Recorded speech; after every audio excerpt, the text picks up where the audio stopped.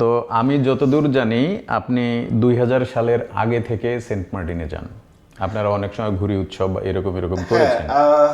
আমি প্রথম সেন্ট মার্টিনে যাই 96-এ, আচ্ছা 1996-এ।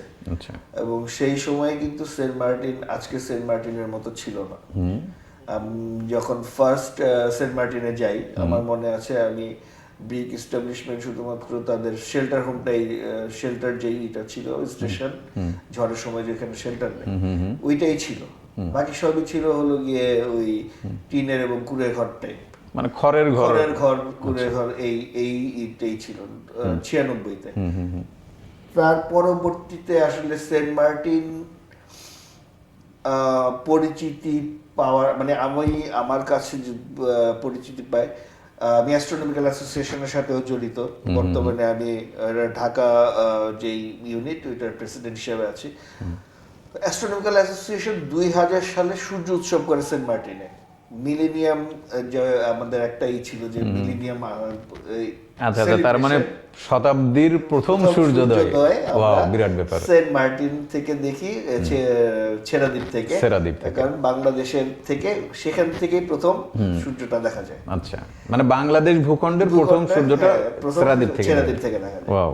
তো ওই মিলেনিয়ামটা আমরা সেলিব্রেশনের জন্য আমরা সেন্ট মার্টিনে যাই। তো সেই সময় কিন্তু সেন্ট মার্টিনে জাহাজ টাহাজ কিছু যেত না, সেখানে যেতে হতো টেকনাফ থেকে আপনার ট্রলারে করে। ট্রলারও ভিড়ত না তীরে, বড় ট্রলার থেকে ছোট নৌকায় করে তীরে আসতে হতো। তীরে মানে সেন্ট মার্টিনের তীরে? হ্যাঁ, ওকে। অর্থাৎ বড় ট্রলার একটা পর্যন্ত আসতো, যেরকম এখন আমরা ছেড়া দিবে যেভাবে যাই, বড় ট্রলার দিয়ে আমরা একটা পর্যন্ত যাই, ওখানে ছোট্ট একটা নৌকায় উঠি। ছেড়ে দিবে সেন্ট মার্টিনা ঠিক একইভাবে আসতে হতো। আচ্ছা। সেই সময় কোনো জেটি ছিল না, কিছু ছিল না। 96-এর পরে 2000-এ গেল আপনার সূর্য উৎসব। এরপরে আমি আরেকবার 2001-এ যাই, আপনার ওখানে তখন থাকি রাতের বেলা। তখন তো থাকার কোনো ই ছিল না, মাস্টারের আমি মাস্টারের নাম ভুলে গেছি। ওই মাস্টারের বাড়িতেই লোকজন গেলে থাকতো, মানে সেন্ট মার্টিন দ্বীপের একজন মাস্টারের বাড়িতে গিয়ে লোকজন ছিল। হ্যাঁ, তার বাড়িতেই আমরা থাকতাম, ছিলাম আর কি। আমরা 7-8 জন গেছিলাম।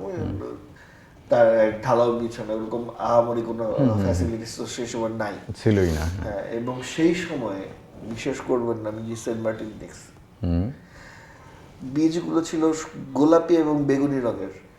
আচ্ছা, তখন যেহেতু পর্যটক এত গণহারে যেত না, নেই, এবং দ্বীপের লোক সংখ্যা অনেক কম ছিল।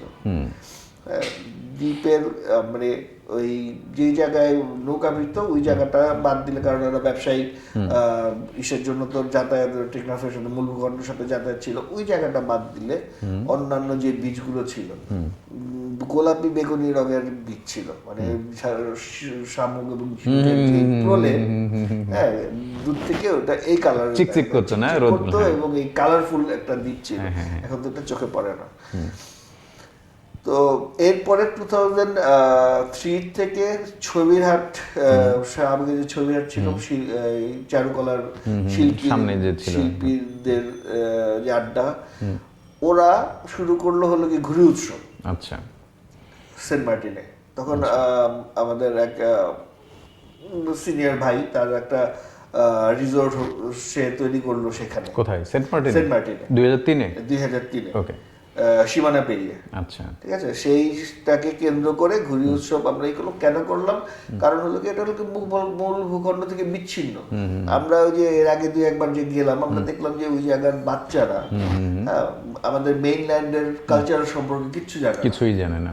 তো তাদেরকে একটা কালচারাল টাচ দেওয়ার জন্য আমাদের শিল্পীরা গেল, তারা সেখানে ঘুড়ি বানাতো, তারা ওয়ার্কশপ করতো, এখানকার বাচ্চাদেরকে সাথে নিয়ে, হ্যাঁ, তাদের পার্টিসিপেশনে আমরা ফাইনালি একটা উৎসব করতাম, ঘুড়ি উৎসব।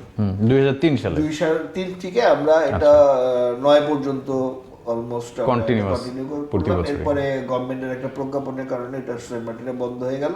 গভর্নমেন্ট বললো যে এটা পরিবেশের জন্য নাকি হুমকি। আচ্ছা আচ্ছা, ঠিক আছে, ফাইন। যদিও আমাদের ঘুড়ি উৎসবের চেয়ে অনেক বেশি পর্যটক এমনিতেই যায়। আচ্ছা, ঘুড়ি উৎসবের জন্য হুমকি কোনো মানে সরকার কখন পরিবেশের জন্য হুমকি বললো? এটা 9-এর দিকে, 2009 সালে তখন ওটা বন্ধ হয়ে গেল। বাট এই পর্যন্ত আমরা তো যেই ব্যাপারটা হলো কি যে এই যে সূর্য উৎসব, ঘুড়ি উৎসব, এর মধ্যে 2007-এ হলো হুমায়ুন আহমেদের দারুচিনি দ্বীপের মুভিটা ওইখানে হলো। আচ্ছা, কিন্তু হুমায়ুন আহমেদের একটা ওখানে যে ওই সমুদ্র বিলাস আছে, এটা কি ওই এটা সময়? তো 96 এর আগে তৈরি করা। আমি তো এখন 96-এ ফার্স্ট গেলাম, সেই সময় বাড়ি ছিল, কারণ হুমায়ুন আহমেদের ভাগ্নি আমার ক্লাসমেট ছিল, তো মামার বাড়ি আমরা মামার বাড়ি, মামার বাড়িতে ঘুরতে গেছি। আচ্ছা 96-এ, তো তার আগেই ছিল। তো হুমায়ুন আহমেদের লেখার মাধ্যমে আমার মনে হয় যে প্রথম বাঙালিরা এরকম একটা দ্বীপের সম্পর্কে একটু জানতে পারলো।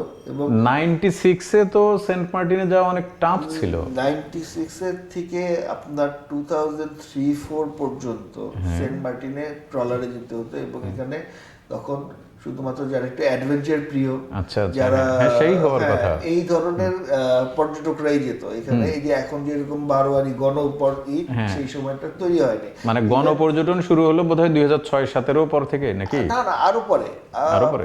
আমার আপনার জেটি ফার্স্ট তো জেটি ছিল না, যখন পর্যটকের একটু আনাগোনা শুরু হলো তখন কাঠের জেটি হলো। কাঠের জেটি হওয়ার পরে হলো গিয়ে শিপ চলা আরম্ভ করলো। শিপ বোধহয় 5-6-এর দিকে শুরু হয়েছে। আচ্ছা আমি এক্সাক্ট ইয়ারটা বলতে পারবো না, ওই কাছাকাছি হবে, 5-6-এর দিকে শিপ চলা শুরু। এরপর প্রথমে তো কেয়ারি, তারপরে কুতুবদিয়া, এরপর আরো বেশ কিছু শিপ চলছে, শেষ পর্যন্ত বোধহয় 7-8টা শিপ চলতো। এবং তখন তো যখন আপনার পর্যটকের ঢল নামা শুরু করলো, আমার মনে হয় পর্যটকের ঢল নামাটা শুরু করলো বোধহয় 12-13 পরের থেকে, 2012 বা 13 সালের পরে থেকে ঢল আস্তে আস্তে আরো বাড়লো। আচ্ছা